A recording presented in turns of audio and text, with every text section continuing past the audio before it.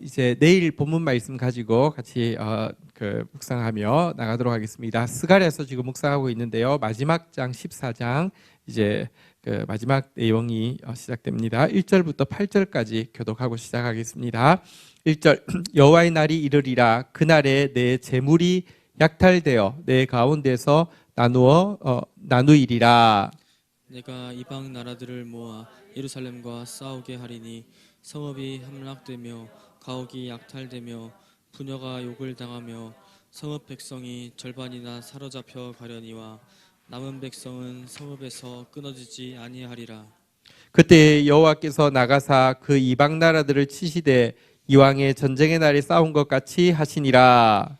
그날에 그의 발이 예루살렘 앞 곧 동쪽 감람산에 서실 것이요 감람산은 그 한가운데가 동서로 갈라져 매우 큰 골짜기가 되어서 산 절반은 북으로 절반은 남으로 옮기고 그 산 골짜기는 아셀까지 이를지라.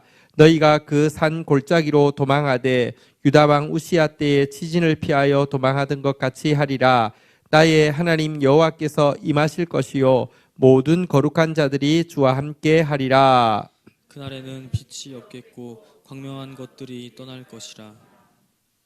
여호와께서 아시는 한 날이 있으리니 낮도 아니요 밤도 아니라 어두워갈 때에 빛이 있으리로다. 8절 읽겠습니다. 시작. 그날에 생수가 예루살렘에서 솟아나서 절반은 동해로 절반은 서해로 흐를 것이라. 여름에도 겨울에도 그러하리라. 아멘. 네. 스가랴서는 예수 그리스도에 대한 예언이 제일 풍성한 구약 예언서입니다. 특별히 스가랴가 받은 네 번째 말씀에 보면 예수 그리스도에 대한 예언이 아주 구체적이고 풍성하게 들어있고, 또 예수 그리스도의 초림뿐 아니라 예수 그리스도의 재림에까지 이어지는 역사에 대해서 아주 구체적인 예언이 있는 그런 책입니다. 마지막 때에 우리 그 12장부터 이제 그 내용들이 좀 구체적으로 나왔었는데요. 마지막 때에 이 예루살렘으로 온 세계 열방이 이제 모여들 것이라고, 마치 술꾼이 술집을 지나가지 않듯이 온 세상이 예루살렘으로 모여들게 될 것이라고, 예루살렘을 치기 위해서 모여들게 될 것이라고 이야기하고 있습니다. 여기서 말하는 예루살렘은 단지 육신적인 예루살렘일 수도 있고요, 영적인 예루살렘을 사실은 포함하는, 그러니까 참 신자를 이야기하는 것이기도 합니다. 그래 이렇게 몰려오면 이것이 예루살렘에게 멸망의 날, 재앙의 날이 되는 것이 아니라 몰려오는 것은요 한 번에 이렇게 심판하기 위함이다, 이렇게 이야기를 하고 있고요. 우리 12장 6절에 그 12장 5절 6절에 보면 이 천하만국이 교회를, 참된 하나님의 백성을 치기 위해서 마지막 때에 몰려올 텐데 하나님의 백성들이 그때 어떻게 되는지 12장 5절 6절 한번 좀 보도록 하겠습니다.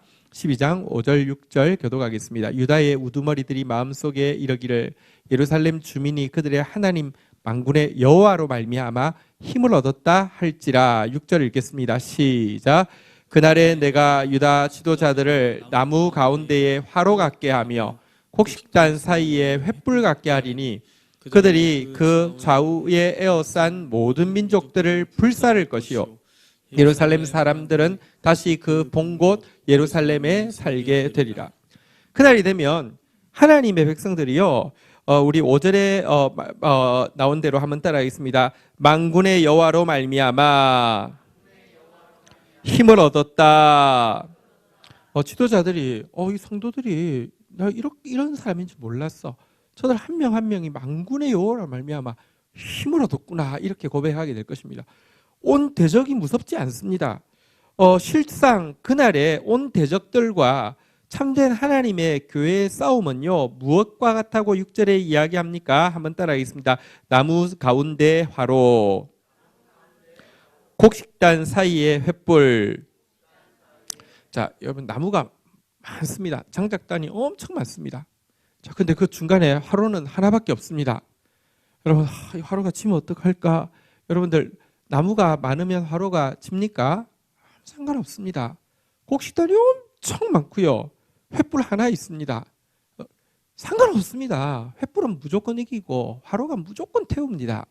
그와 같을 것이다. 이렇게 이야기를 하고 있습니다.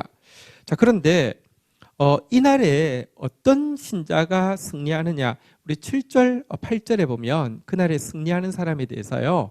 특별히 이렇게 표현하고 있습니다. 7절 제가 읽고 8절 여러분 읽습니다. 여호와가 먼저 유다 장막을 구원하리니 이는 다윗의 집의 영광과 예루살렘 주민의 영광이 유다보다 더하지 못하게 하려 함이니라. 8절 읽겠습니다. 시작. 그날에 여호와가 예루살렘 주민을 보호하리니 그 중에 약한 자가 그날에는 다윗 같겠고 다윗 족속은 하나님 같고 무리 앞에 있는 여호와의 사자 같을 것이라. 근데 그날 이 위대한 승리의 주역이 되는 사람은 7절에 보면요. 유다의 텐트에 사는 사람입니까? 다윗의 왕궁에 사는 사람, 예루살렘 도시에 사는 사람입니까? 유다 텐트에 사는 사람이 먼저 이 위대한 승리를 거두게 될 것이다. 이렇게 이야기하고 있습니다. 여러분, 상식적으로 생각하면 전쟁이 일어나면 승리는 다윗 왕의 집에서, 그리고 예루살렘은 그래도 우리로 치면 서울이잖아요, 그죠? 우리로 치면 제일 그래도 지식이나 이 경제력이나 모든 게 다 모인 곳이잖아요. 이곳이 승리할 것 같지 않습니까? 하나님이 예루살렘 주민의 영광 이 유다보다 더하지 못하도록 약한 자가 이날의 승리의 주역이 될 것이다. 이렇게 이야기를 하고 있습니다. 최후의 승리는요, 하나님의 교회가 완벽한 승리를 거두게 될 것입니다. 다시 보는 바대로 나무 사이에 화로, 곡식단 사이에 횃불처럼 승리하게 될 것인데 이 승리의 주역은 약한 자가 될 것이다. 이렇게 이야기하고 있습니다. 그러면서 하나님은 사실은 그래서 솔직히 말하면 그날에 누가 이 전쟁이 어떻게 되느냐에는 하나도 관심이 없습니다. 어차피 여러분들 화로하고 횃불하고 있고요. 장작이 많고요. 마른 곡식단이 많으면 이거 누가 이길까? 사실 결과 안 봐도 너무 뻔한 것이기 때문에 별로 관심 안 가져도 되는 것처럼 성경에 보면 마지막 싸움, 최후 전쟁에서 사단과 하나님의 교회의 싸움에 대한 묘사가요. 사단은 등장하면 끝장입니다. 사단은 막는 것이 풀려서 정권을 그가 할 수 있는 모든 악을 다 행할 수 있는 권리를 가지는 순간 바로 끝장납니다. 게임도 아닙니다. 그래서 하나님의 관심은 과연 이 마지막 때에 누가 진짜 하나님 앞에서 정말 남은 자가 되고 작은 자가 되고 정말 유다의 장막처럼 유다의 텐트처럼 정말 하나님께 붙잡히는 사람이 될 것인가에 관심이 많습니다. 그래서 이어지는 내용에 보면 철저한 회개의 역사가 교회에 있을 것에 대해서 이야기하고 있죠. 10절 한번 보도록 하겠습니다. 같이 한번 읽도록 하겠습니다. 읽겠습니다. 시작. 내가 다윗의 집과 예루살렘 주민에게 은총과 간구하는 심령을 부어주리니 그들이 그 찌른 바 그를 바라보고 그를 위하여 애통하기를 독자를 위하여 애통하듯 하며 그를 위하여 통곡하기를 장자를 위하여 통곡하듯 하리로다.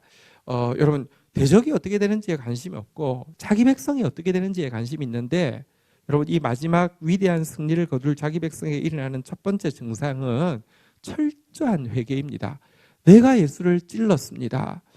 예수는 하나님의 장자이신데 독자이신데 그 독자 장자이신 예수를 내가 찔렀습니다라고 하면서 마치 자기 장자를 자기가 찌른 것처럼 애통하면서 철저하게 회개할 것이고 온 공동체가 회개할 것이고 각 개인이 한번 따라하겠습니다. 따로하고 따로하며 제가 더 이상 읽지 않아도요. 따로하며 따로하리라 이렇게 돼 있는데요. 한 명 한 명 진짜 구원받은 성도 중에 한 명도 빠짐없이 철저히 회개하고, 진짜 참교회는 온 교회가 회개해야 돼. 한 성도 한 성도의 회개 고백을 들어보면 정말 내가 예수를 찔렀습니다. 내가 하나님의 독자를 찔렀습니다라고 하되 마치 내 독자를 내가 찌른 것처럼 애통하는 회개의 역사가 있을 것이다. 이렇게 이야기하고 있습니다. 회개의 역사가 힘이 있는 이유는요. 회개라는 게 사실 내가 하는 거잖아요. 사실 내가 하기 때문에 약간의 카타르시스가 있습니다. 울고 나면요. 마음이 개운합니다. 모든 종교에 약간의 참회 기능이 있습니다. 그거는요. 카타르시스입니다. 그냥 뭐 좀 하고 나면 괜찮아 보입니다. 그래서 회개가 힘이 있는 게 아닙니다. 이 회개에 사실은 하나님께서요. 예비해 놓은 것이 있는데요.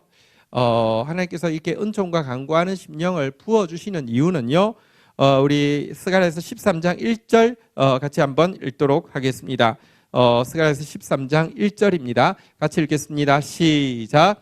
그날에 죄와 더러움을 씻는 셈이 다윗의 족속과 예루살렘의 주민을 위하여 열리리라. 애통이 왜 힘이 있냐고 하면요. 하나님은 애통이라는 마중물, 회개라는 마중물을 우리에게 붓게 하신 이유는 그걸 딱 부으면요. 우리의 모든 죄, 우리의 모든 더러움을 씻는 샘, 이것은 바로 이 보혈과 같이 흐르는 예수의 보혈의 샘이죠. 보혈의 샘이 터져 나와서요. 모든 주민에게 활짝 열릴 것이기 때문에 이 애통과 회개가 중요한 것입니다. 우리가 하는 애통과 회개는 사실은요. 그것만으로는 여러분 우리를 씻을 수 없습니다. 여러분 애통하고 나도 회개하고 나도 또 죄짓습니다. 근데요.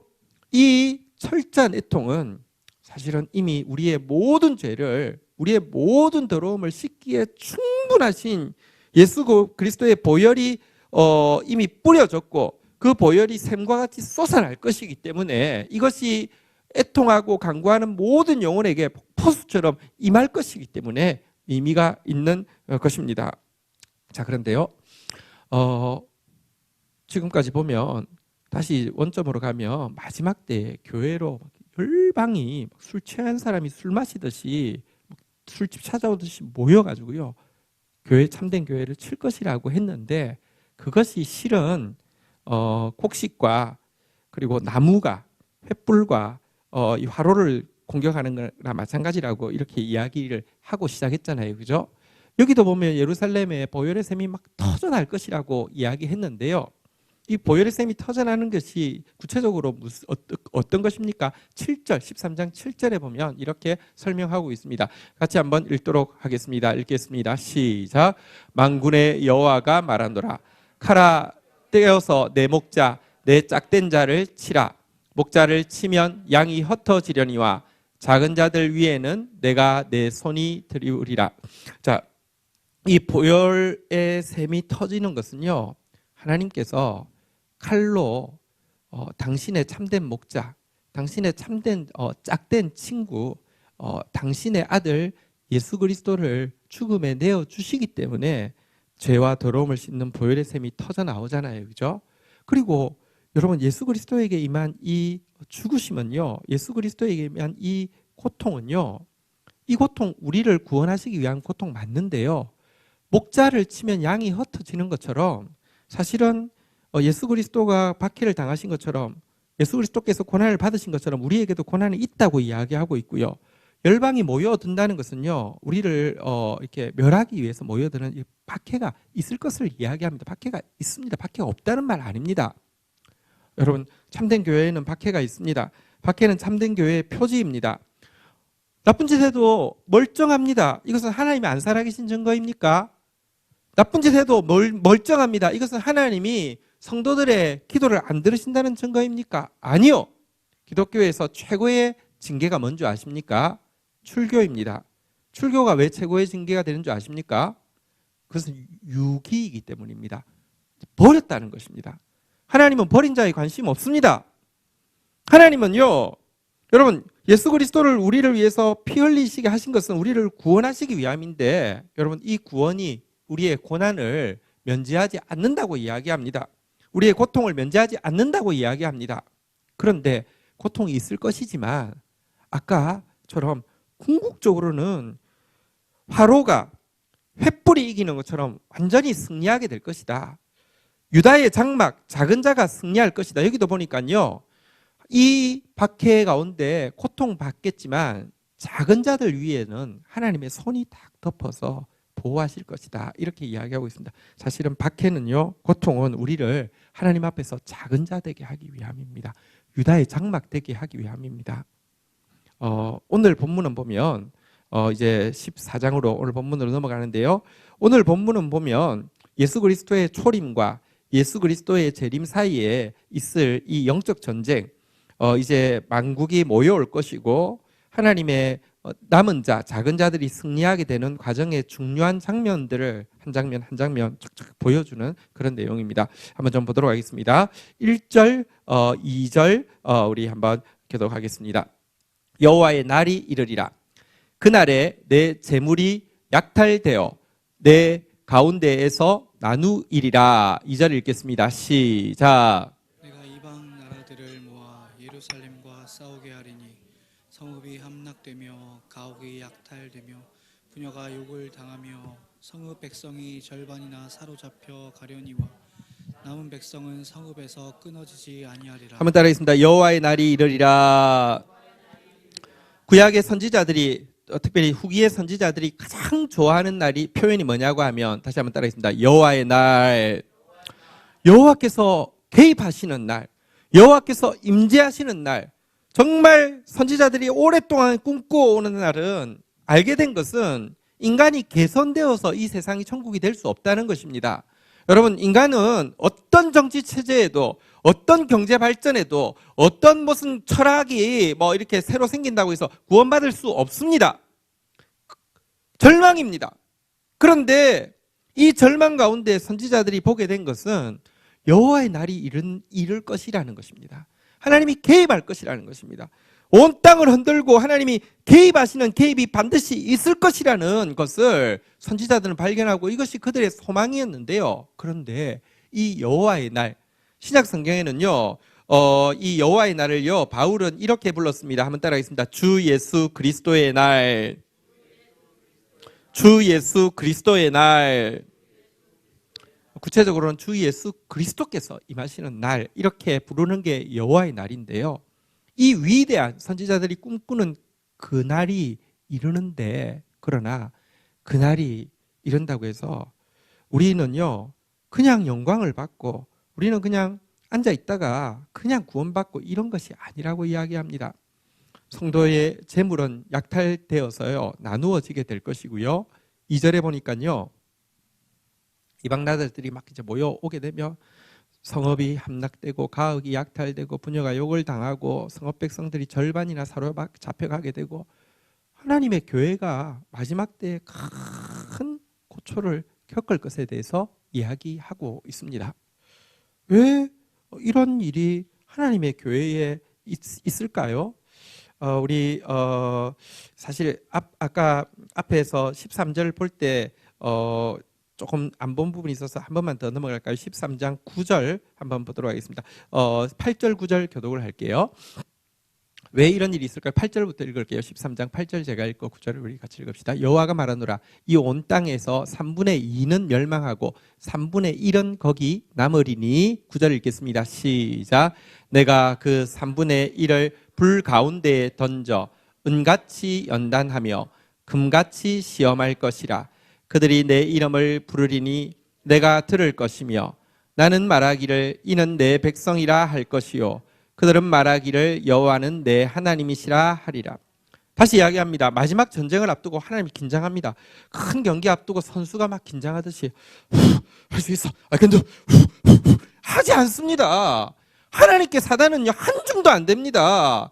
횃불 앞에서 장작들이 큰 소리 칩니까? 여러분들 곡식단들이 큰 소리 칩니까? 하나님 앞에는 아무것도 아닙니다. 하나님의 유일한 관심은 하나님의 백성인데요. 교회가 다 구원받느냐? 천만의 말씀이에요. 3분의 1은 멸할 것입니다. 3분의 1만 남을 것입니다. 남은 자들은 그냥 구원받습니까? 그렇지 않습니다. 불 가운데 던져 연단하는데요. 은같이, 은을 연단할 때도 성경에 보면 7번 도가니에 넣었다 뺐다 한다고 이야기하고 있습니다. 금같이, 금을 연단한다는 거, 여러분 성경에 보면 내가 정금과 같이 나오리라 고백했던 욥의 연단을 아시죠? 만만치 않습니다. 여러분, 하나님 나라에 들어가는 거 100% 은혜이지만, 하나님 나라에 들어가는 거 100% 은혜이지만, 그 나라 백성으로서 살아갈 수 있도록 마중물 붓게 하는 일은요, 우리로 준비하게 하십니다.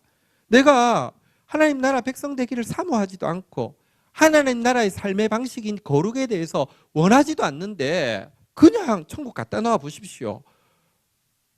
천국이 지옥 될 뿐더러, 예를 들면 우리가 죄 지을 수 있는 가능성이 없어진다고 하면 천국만큼 우리에게 무료하고 고통스러운 것이 없을 것입니다. 하나님은 우리에게 거룩을 사모하게 하실 것이고요. 여러분들, 거룩을 위해서 내 힘으로 안 된다는 걸 알 때 주님이 주신 은혜는 보배롭지만, 여러분들, 내가 그 싸움 싸우지 않은 사람에게 주님이 주신 은혜는 싸구려가 되는 것입니다. 그래서 자기 백성들을, 3분의 1 남은 백성들을 정금과 같이 연단할 것인데요, 이때에도 한번 따라하겠습니다. 그들이 내 이름을 부르리니. 내가 이럴 줄 알고 이러려고 당신 믿은 줄 압니까? 나 이제 더 이상 당신 안 믿겠습니다가 아니라, 그럼에도 불구하고 오늘 주님밖에 없습니다라고 주님을 고백하고 나아가는 그들이 이는 내 백성이라 할 것이요, 그들은 또 하나님은 내 하나님이시라 하리라. 이와 같은 사람들을 얻게 하기 위해서요, 오늘 본문 14장 2절에 보는 바대로 고통이 있을 것이라고 이야기하고 있습니다. 한국 교회를 보십시오. 정말 진짜 주여 주여 한다고 구원받는다고요? 아니요. 한국 사회도 어렵지만, 한국 사회도 문제투성이지만 한국 교회 문제는 더 투성입니다. 더 심각합니다. 절대로 그냥 넘어가지 않습니다. 그런데 다시 이야기합니다. 멸망받을 자를 하나님이 심판하는 것에 큰 관심 없습니다. 그건 그냥 놔둬도 멸망할 것입니다. 유기가 제일 무서운 심판입니다. 진짜 하나님의 관심은 구원받을 백성에 있고요, 구원받을 백성이 은처럼 금처럼 정화되어지는 데 있기 때문에 이 고난을 허용하시는 것이고요. 그러나 이 고난에도 불구하고요, 한번 따라하겠습니다. 남은 백성은 끊어지지 아니하리라. 남은 백성은 끊어지지 않습니다. 작은 자는 하나님께서 보호하십니다. 남은 백성 끊어지지 않는다고 이야기를 하고 있습니다. 그런데요, 이 남은 백성이 이 시련 가운데서 아까 본 바대로 애통하며, 또 이 시련 가운데에서 보혈의 샘으로 말미암아 정결케 되어지는 마중물을 붓고 있으면요, 마지막 때가 되면 3절 한번 볼까요? 같이 한번 읽도록 하겠습니다. 읽겠습니다. 시작. 그때 여호와께서 나가사 그 이방 나라들을 치시되 이왕의 전쟁의 날에 싸운 것 같이 하시리라. 우리가 하나님의 사람으로 애통하게 되고, 우리가 보혈의 이렇게 셈에 적게 되어질 때에 우리가 끊임없이 연단 가운데에서도 주의 이름을 부르며 작은 자로, 남은 자로, 유다의 장막으로 남아있게 되면요, 하나님이 여러분, 인류의 마지막 순간이 어떻게 되느냐, 교회가 갑자기 돈이 많아지고, 교인들이 숫자가 많아지고, 교인들이 힘이 세져가지고 마음대로 교회 판단대로 하다가 그 다음에 하나님 나라가 이루어진다. 이걸 뭐라고 하냐면 후천년설이라고 이야기합니다. 교회가 점점 성장하고, 교회가 점점 힘이 세지고, 거의 교회가 그냥 세상에 주권을 가지고 있다가 그냥 자연스럽게 연착륙하듯이 하나님 나라가 확 시작된다고 믿는 게 후천년설이라고 이야기하는 것입니다.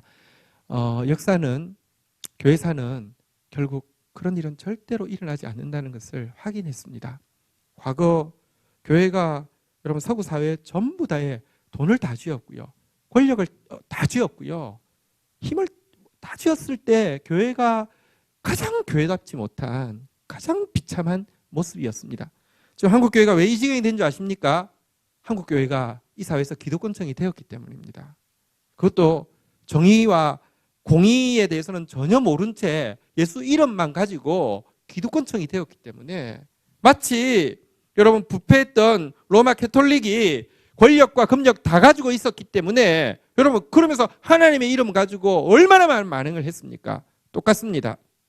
그런 식으로 하나님 나라 오지 않습니다. 하나님 나라는 어떻게 오느냐, 마지막 순간 그때 여호와께서 나오셔야지 하나님 나라가 이루어질 것입니다. 과거의 전쟁에서 주께서 나오셔서 나타나시면 끝나는 것처럼 마지막 전쟁도 그렇게 끝날 것입니다. 그때까지 교회는 무엇 하느냐? 애통하는 공동체이며 보혈의 샘으로 달려나아가는 공동체이며 작은 자의 공동체이며 남은 자의 공동체이며 유다 장막의 공동체로 서는 것, 이것이 교회의 운명이고요. 이것이 교회가 마지막 때를 준비하는 최고 할 수 있는 유일한 일인 것입니다. 하나님은 하나님의 교회만 정결하게 준비되어지면 즉각 임하십니다. 이것이 성경 전체가 이야기하는 마지막 날의 모양입니다. 자, 그런데 하나님의 교회가 마지막 박해를 버티고 견디어서 어떻게 이길 수 있을까요? 사실은 마지막 박해에 대한 내용을 과장해서 그 이야기하는 데는 참 많습니다.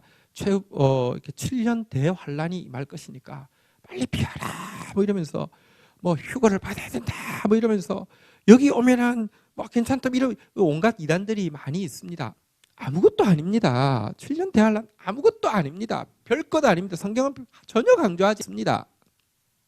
7년 대환란이 무서운 게 아니라 정화되어지지 못하는, 애통하지 않는, 여전히 큰 자로 남아있는, 사실은 멸망당할 교회가 비참한 것이지 아무것도 아닌데요. 그래도 그날 내가 괜찮을까? 무서운 사람들이 와가지고 예수 부인하라고 하면 내가 그 고문에도 불구하고 견뎌낼 수 있을까? 이런 생각하면 좀 무섭잖아요. 그죠? 어떻게 이때 남은 자들은 이겨내며 견뎌낼 수 있을까요? 자, 그것에 대해서 4절, 5절이 하나의 일러스트레이션을 이렇게 보여주고 있습니다. 한번 4절, 5절 한번 보도록 하겠습니다. 그림을 한번 보겠습니다. 교독하겠습니다. 그날에 그의 발이 예루살렘 앞 곧 동쪽 감람산에 서실 것이요 감람산은 그 가운데서가 동서로 갈라져 매우 큰 골짜기가 되어서 산 절반은 북으로 산 절반은 남으로 옮기고 그 산 골짜기는 아셀까지 이를지라. 너희가 그 산 골짜기로 도망하되 유다 왕 우시야 때에 지진을 피하여 도망하던 것 같이 하리라. 나의 하나님 여호와께서 임하실 것이요 모든 거룩한 자들이 주와 함께 하리라. 자, 그 마지막 그 예수의 재림의 장면에 대한 모습입니다. 제가 몇 번 이야기 드렸지만 이 스가랴 시대의 예언의 마지막 날 여호와의 날은요 초림과 재림을 둘 다 이야기하고 있습니다. 우리 그림 그릴 때 초등학생들 그림 그리면 이렇게 산을 이렇게 그리잖아요, 그죠?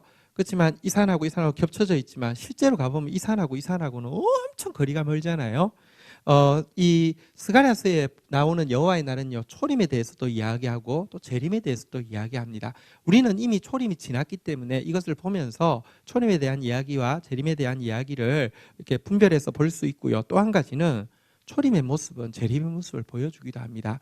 여러분 여기 4절에 보면 감람산 동쪽에 그의 발이 있을 것이다. 예수의 발이 감람산 동쪽에 설 것이다 그랬는데요. 예수님은 십자가는 골고다에서 지셨지만 골고다 전날 밤 감람산에서 사실은 그는 이미 그가 십자가를 지신 것이죠. 아버지의 뜻대로 하옵소서 하고 지셨던 이 그리스도의 초림의 하이라이트가 감람산인 것을 이야기하기도 하고요. 감람산 바로 앞에가 베단이라는 마을이 있습니다. 그래서 여러분 예루살렘에 가면 예수님의 승천 장소를 감람산 위에다가 이렇게 이곳이 성천한 곳이다 이렇게 해뒀는데요. 저는 이제 조금 그럴 수도 있고 아닐 수도 있다 이렇게 생각하는 것이 베다니 앞에서 이렇게 승천하셨다고 했는데 베다니 앞에 감람산이 있는 점에서는 맞고요. 근데 이제 어쨌든 이제 베다니 앞 감람산 쪽이 승천하신 곳인데 라고 이렇게 이제 추정하고 있는 곳인데요. 근데 바로 이곳이 초림의 예수의 십자가와 승천과 관련된 장소인데 재림의 예수께서 오실 장소로 또 이 바로 감람산을 그의 발이 설 것이다 이렇게 이야기하고 있고요. 그가 재림에 해서 서실 때에는요 5절에 보니까 한번 따라하겠습니다. 모든 거룩한 자들이 주와 함께 하리라. 초림의 예수는 심판을 위해서 오신 것이 아니라 평화를 위해서 오셨고요. 승리를 위해서 오신 것이 아니라 속죄를 위해서 오셨다고 하면 마지막 예수 그리스도는 심판을 위해서 그리고 완전한 승리를 위해서 오실 것이고요. 모든 거룩한 자들이 영광스러운 주님을 옹이하여서 서게 될 것이다. 이렇게 이야기하고 있는데요. 자, 남은 자들이 어쨌든 초림과 재림 사이에 이 교회에 대한 박해들 가운데 정금처럼 변화되어지는 과정에 어떻게 남을 수 있느냐, 살아남을 수 있느냐가 4절 5절에 보면 예수님께서 임하실 그 4절로 다시 한번 올라가 볼까요? 감람산이 예수님께서 임하실 때 어떤 일이 생기냐고 하면 가운데 동서로 길이 쫙 열려게 돼가지고요. 북쪽 감람산, 남쪽 감람산으로 이렇게 쪼개지게 될 것이다. 중간 사이에 큰 길이 골짜기가 생길 것이고 5절에 보니까 이 골짜기 사이로 마치 우시아 때 지진이 있었던 것은 성경에 기록되어 있죠. 그래서 이것은 이제 그 성경의 연대를 측정하는데 굉장히 중요한 자료가 됩니다. 근데 어쨌든 이때 도망가는 것처럼 이 자리 이제 이 길로 피할 수 있을 것이다라는 장면이 있는데요. 사실은 예루살렘 동편에 있는 감람산은 이스라엘 백성들이 이제 공격을 받으면 도망을 가야 되는데 문제는 뒤가 이거 동편이 감람산이기 때문에 사실은 이렇게 도망가는데 이것이 방해가 많이 되었었는데요. 장애물이 되었었는데 이때 이것이 쪼개져서 이 사이로 도망갈 수 있을 것이다. 숨을 수 있을 것이다. 라는 묘사인데요. 이것은 성경에 사실 여러 번 묘사되어지고 있는 장면이기도 합니다. 이 감람산의 바위산이 갈라진 틈이 생기게 될 것이고 여기에 성도들은 보호를 받게 될 것이다 라는 것인데요. 이것이 실은 모세 때에부터 시작해서 예수님까지 이어지는 만세 반석과 관련되어진 모티브입니다. 모세가 하나님 앞에 나와서 기도하던 장면이 있죠. 하나님께서 십계명을 주시기 위해서 이스라엘 모든 백성들을 불러 모았죠. 근데요, 하나님께서 직접 여러분 성경을 자세히 보셔야 되는데 십계명을 처음에 이스라엘 백성들이 모두 다 산에 호렙산 밑에 모은 상태에서 직접 말씀하셨습니다. 근데 십계명까지 딱 말씀하시고 나자 백성들이 모세에게 득달같이 뛰어왔죠. 다시는 하나님이 우리한테 이야기하지 못하게 해달라고, 우리 죽을 것 같다고, 당신이 올라가서 듣고 오시라고, 그러면 우리가 그대로 할 테니까 다시 이야기하지 못하게 해달라고 이렇게 부탁을 했습니다. 그러자 하나님께서 모세에게 그들의 말을 받아주라고 이야기했습니다. 대신에 너를 통하여서 하는 말을 내가 직접 하는 말처럼 순종할 것을 다짐받으라고 이야기하니까 그렇게 하겠다고 해서 모세가 올라갔죠. 그 사이에 무엇 했습니까? 금송아지 만들었죠. 여러분, 말씀 싫어하고도요 신앙생활 할 수 있습니다. 제가 계속 이야기하지만 기독교는요 의식 종교가 아니라 말씀 종교인데요. 보십시오. 이스라엘 백성들은 하나님을 안 믿습니까? 믿습니다. 하나님 믿는데 말씀 없으면 그게 금송아지입니다. 여러분들 교회 다니면 다 우상 숭배자가 아닌가요? 아니요. 교회 다니는 금송아지 숭배자들로 가득합니다. 말씀 없고 의식만 남으면요, 형식만 남으면 그게 금송아지 숭배입니다. 그래서 율법을 받아왔는데 오자마자 모세가 분노해서 그래서 깨뜨렸죠. 하나님 그거 잘했다고 이야기했습니다. 다시 받으러 올라갔을 때 하나님께서 말씀하셨습니다. 내가 너 얼굴 보고 저들을 가나안 땅으로 인도하고 너 얼굴 보고 그들에게 약속한 땅은 주겠는데 나는 같이 안 가겠다 이렇게 물어봤습니다. 말씀하셨습니다. 가나안 땅은 주겠는데 나는 안 가겠다 라고 이야기했습니다. 그래요? 가나안 땅 주신다니까 괜찮네요가 아니라요, 모세가 그때 목숨 걸고 매달리죠. 가나안 땅 필요 없습니다. 광야에 계속 살아도 괜찮습니다. 나는 하나님이 필요합니다. 하나님 안 가실 것 같으면 나는 안 갑니다. 이렇게 매달렸죠. 여러분, 여기서 솔직히 말해서요, 가나안 땅 주고 하나님이 나는 안 갈 테니까 너 가서 그거 다 차지하면 하나님 갑절로 주셔서 감사합니다. 우리 청소년이요, 얘들아 엄마 아빠 휴가 갔다 올게, 미안하니까 용돈 줄게 이러면 갑절이잖아요. 용돈은 받고 엄마 아빠는 없어, 나 홀로 집에, 얼마나 좋아요. 솔직히요, 기독교인들 중에 하나님이 합법적으로 너 약속은 줄게, 나는 너희들하고 같이 하기 싫어, 하나님 정말 선하고 좋은 분이셔요. 이럴 사람들 대부분이에요. 하나님 싫다니까요. 하나님 말씀하시는 거 싫다니까요. 그래도 섭섭지 않게 예배는 드려드릴게요. 그냥 예배 시간에 다 졸고 있어도 예배 나와요. 축도만 받으면 된다고 생각을 해요. 그리고요, 어떤 진짜 이상한 사람들이 많아요. 목사도 이상한 사람 많고 장로도 이상한 사람 많아요. 어떤 장로가요, 전국 교회를 돌아다니면서 목사 축도하는 손 각도를 연구를 했대요. 미쳤죠? 그럼 뭐 하는 겁니까? 손 각도를 보면 뭐가 이렇게 효염 있는 사람은 어떤, 미쳤습니까? 이게요, 이런 기독교. 모세는 그거 단호하게 거절했습니다. 하나도 필요 없다고. 당신이 가지 않으면 나는 안 간다고. 광야가 그냥 이게 더 좋지. 나는 가나안 땅 안 간다고 이렇게 이야기했습니다. 합격했죠. 그러고 나니까 내가 너 소원 들어줄게 했더니 모세가요, 자 이제 내가 하나님한테 합격됐으니까 저 솔직히 사실은 이게 좀 이것들이 말을 너무 안 들어서 사실은 좀 너무 세상 물정 모르셔서 그런데 이게요, 나를 리더로 세우시면 통치 자금이 좀 있어야 되는데 이것 좀 주세요 이럴 수 있잖아요. 아니면 이제는 아무도 나를 건드리지 못하는 어떤 그 뭐랄까요, 슈퍼 파워를 좀 주시. 아니요, 너 소원이 무엇이냐 했더니 모세가 무엇을 구했습니까? 출애굽기 33장 18절에 보면 이렇게 이야기하고 있습니다. 모세의 소원이 나옵니다. 출애굽기 33장 18절, 예, 18절 같이 한번 읽도록 하겠습니다. 읽겠습니다. 시작.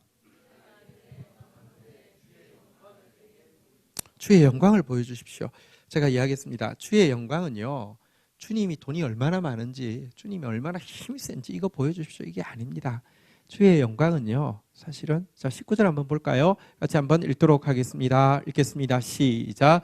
여호와께서 이르시되 내가 내 모든 선한 것을 내 앞으로 지나가게 하고 여호와의 이름을 내 앞에 선포하리라. 나는 은혜 베풀 자에게 은혜를 베풀고 긍휼히 여길 자에게 긍휼을 베푸느니라.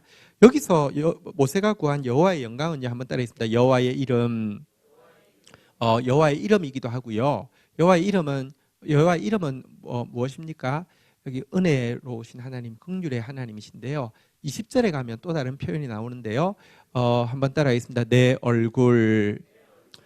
사실 모세가 구한 것은 여호와의 이름, 그의 그 이름 속에 담겨 있는 그의 선하심을 구했고요, 그의 긍휼을 구했고요, 그의 구원의 사랑을 구했고요, 그리고 그의 얼굴을 구했습니다. 다른 거 하나도 원치 않았습니다.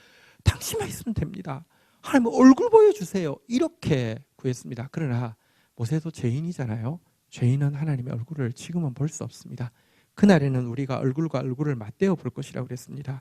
그래서 모세가 하지 못한 일을 예수 그리스도께서 하신 것이죠. 나중에 우리는 하나님의 얼굴을 얼굴과 얼굴로 맞대어 볼 것입니다. 지금은 그때는 모세는 볼 수 없습니다. 대신에 그를 여러분 어떻게 하나님의 얼굴을 보여주셨냐고 하면 21절부터 나오죠. 자, 교독을 하겠습니다. 여호와께서 또 이르시되 보라 내 곁에 한 장소가 있으니 너는 그 반석 위에 서라. 22절 읽겠습니다. 시작.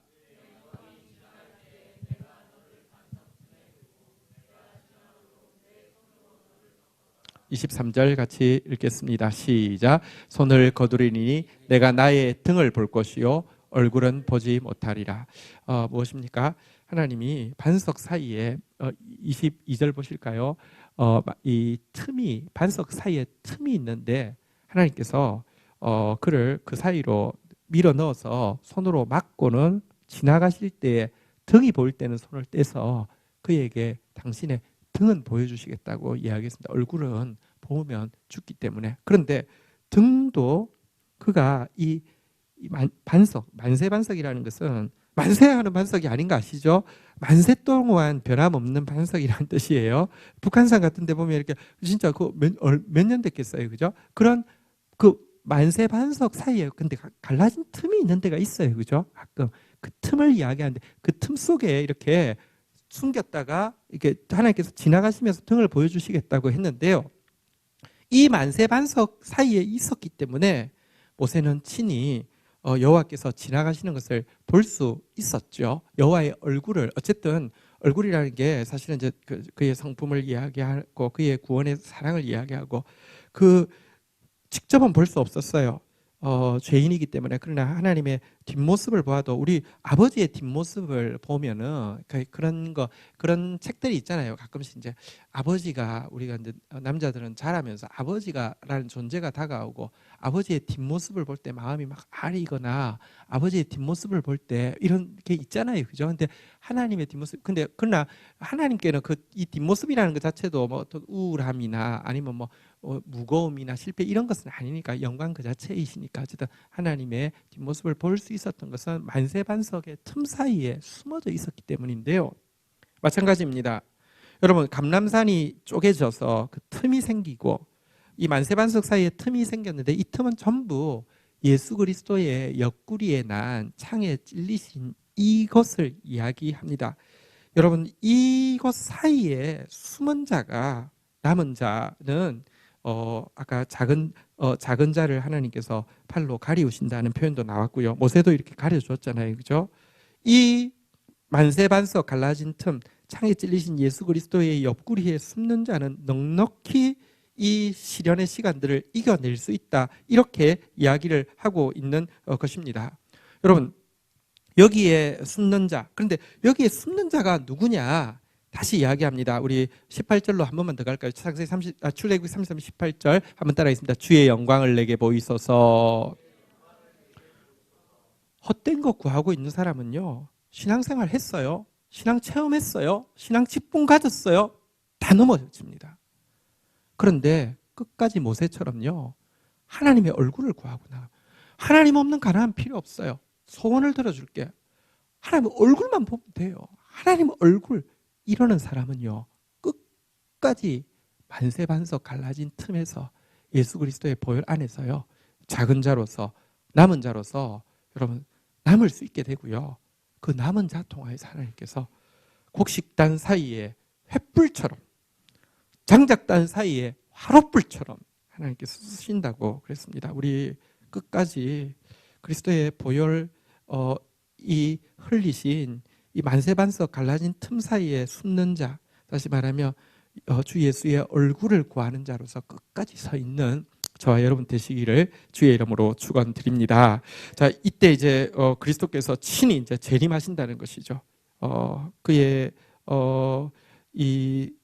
얼굴을 구하며 끝까지 하나님 앞에서 애통하는 자로 또 주의 보혈을 의지하는 자로 작은 자로 서 있으면 주님이 내려오시게 될 텐데요. 6절 한번 보도록 하겠습니다. 오늘 본문으로 가겠습니다. 자, 주님이 임재하시는 날에 대해서 6절, 7절 교도가 합니다. 그날에는 빛이 없겠고 광명한 것들이 떠날 것이라. 7절 읽겠습니다. 시작. 여호와께서 하시는 한 날이 있으리니 낮도 아니요 밤도 아니라 어두워 갈 때에 빛이 있으리로다. 네, 자, 그날에는 여기 6절, 7절은 사실은 여기뿐 아니라 뭐 이사야서를 비롯해서 수많은 성경들의 마지막 때의 묘사로 동일하게 나오는 것입니다. 해가 달이 빛을 잃을 것이라는 것입니다. 낮도 밤도 이제 해와 달이 낮과 밤을 주관하는 것이 아닐 것이라는 것입니다. 6절 보십시오. 빛이 없겠고 광명한 것이 떠날 것이다. 그 말이 해와 달이 빛을 잃을 것이라는 말입니다. 왜냐고 하면 그날에는요. 해와 달이 빛이 아니라 빛의 근원 되시는 하나님의 빛이 완전하게 임할 것이기 때문입니다. 그래서 7절에 보면요. 이제 낮도 밤도 없는 완전한 빛의 근원이신 하나님이 다스리는 그 빛이 가득할 것이다. 이렇게 이야기하고 있습니다. 해가 7배나 더 빛나게 될 것이다. 7배나 빛나는 빛과 같이 그 빛이 가득할 것이다. 이렇게 예언되어지고 있는데요. 여기 한 표현을 한번 보도록 하겠습니다. 어두워 갈 때에 빛이 있으리로다. 여러분 다시 이야기합니다. 아까 제가 후천연설 이야기했죠. 역사가 발전하고 진보하는데 그 진보의 중심에는 교회가 설 것이고 교회는 점점 더 건축도 영화로워질 것이고 제사장들은 뭐 높은 관직을 차지할 것이고 뭐 부동산은 끊임없이 많아지다가 하나님 나라 간다. 이게 여러분들 발전하다가 된다는 것입니다. 빛이 점점 이렇게 된다는 것입니다. 아닙니다. 어두워 갈 때에 빛이 있으리로다. 점점 더 안 될 것입니다. 점점 더 여러분들 더럽고 부정한 모습들이 보일 것입니다. 그런데 하나님의 관심은 그것들이 얼마나 많고 그들의 어둠이 얼마나 강한지에 관심 없습니다. 어차피 마귀로부터 나온 것은 똑같습니다. 다 똑같습니다. 참된 하나님의 백성에만 관심이 있습니다. 그에게만 눈을 맞추고 있습니다. 아무것도 아닙니다. 근데 어두워 갈 때에 그 어둠 속에서도요. 오직 의인은 믿음으로 말미암아 살리라 그랬는데요. 세상 흔들리고 사람들 변해가도 변함없이 하나님 앞에 서 있는 그들 어두워 갈 때 빛이 있다 이렇게 이야기하고 있습니다. 예수님의 한 별명이 계명성이죠. 계명성이 무엇입니까? 새벽에 빛나는 별 뭐 이런 뜻이잖아요. 그죠? 새벽 시간은 어두운데 사실은 어둠의 끝인데 곧 밝음의 시작을 이야기하는 것입니다. 주의 마지막 임재도 어두워 갈 때에 빛이 있을 것입니다. 그래서 어두워 갈 이때는요. 낙심할 때도 아니고 어두워 갈 이때는 남들도 저렇게 사는데 나도 저렇게 살지 하면서 타락할 때도 아니고요. 어두워 갈 이때야말로 남은 자들이요. 작은 자들이요. 예수 그리스도의 만세반석 열린 그 옆구리를 찾아드는 자들이요. 더 주님 앞에 나아갈 때입니다. 더 애통할 때이고요. 더 보혈을 의지할 때입니다. 주님께서 그런 자들 들어서 주님께서 임하셔서 횃불처럼 화로처럼 들어서 쓰실 것이다. 이렇게 이야기하고 있고요. 주의 임재가 임하시는 그날이 되면 주의 재림이 임하시는 그날이 되면 어떻게 된다고 이야기합니까? 마지막 8절 읽고 마치도록 하겠습니다. 8절 읽겠습니다. 시작. 그날에 생수가 예루살렘에서 솟아나서 절반은 동해로 절반은 서해로 흐를 것이라. 여름에도 겨울에도 그러하리라. 한번 따라하겠습니다. 절반은 동해로 절반은 서해로. 한번 또 따라하겠습니다. 여름에도 겨울에도. 장소 이쪽에 여러분 여기서 예루살렘에서 솟아난 샘이 동해로 가면 어디로 가겠습니까? 사해로 가겠죠. 서해로 가면요 지중해로 가겠죠. 이게요 이 말은 어디서나라는 뜻입니다. 이쪽이든 세상에서 제일 낮고 짜다고 하는 사해든지 또 반대쪽으로 이 풍요한 지중해든지 상관없이 이 생수는 흐르게 될 것이고 여름에도 겨울에도 시기와 상관없이 장소와 상관없이 시기와 상관없이 이 생수는 성령을 상징하고요. 이 생수는 은혜를 상징하고요. 이 생수는 축복을 상징하고요. 이것이 온 세상에 가득하게 될 것이다. 이렇게 선지자가 마지막 날을 이야기하고 있습니다. 이것이 교회의 소망입니다. 교회가요. 그리스도 예수의 날에 대한 비전을 잃어버린다고 하면 그건 이미 교회로서 여러분들 빛과 소금을 다 잃은 것이나 다름없습니다. 교회는 세상을 밝히기 위해서 존재합니다. 그러나 우리는 세상을 밝힐 수 있는 힘이 없습니다. 그러나 그리스도는 반드시 밝히실 것입니다. 그런데 누구 통해서 하느냐? 아까도 말씀드렸지만 남은 자, 작은 자, 유다 장막을 화로처럼 횃불처럼 들어서 쓰실 것입니다. 그런데 그건 그리스도의 날에 이루어지게 될 것이고요. 그날을 기다리는 주의 얼굴을 구하며 끝까지 회개하는 자, 끝까지 보혈의 샘을 의지하는 자 통하여서 이루어질 것이다. 그래서 교회가 그날에 대한 꿈을 잃어버리면 교회는 맛있는 소금과 다름이 아닙니다. 솔직히 하나님 나라에 대한 비전을 잃어버리면 세상에 여러분 비전을 잃어버리는 순간 타락할 수밖에 없습니다. 세상 거 취할 수밖에 없어요.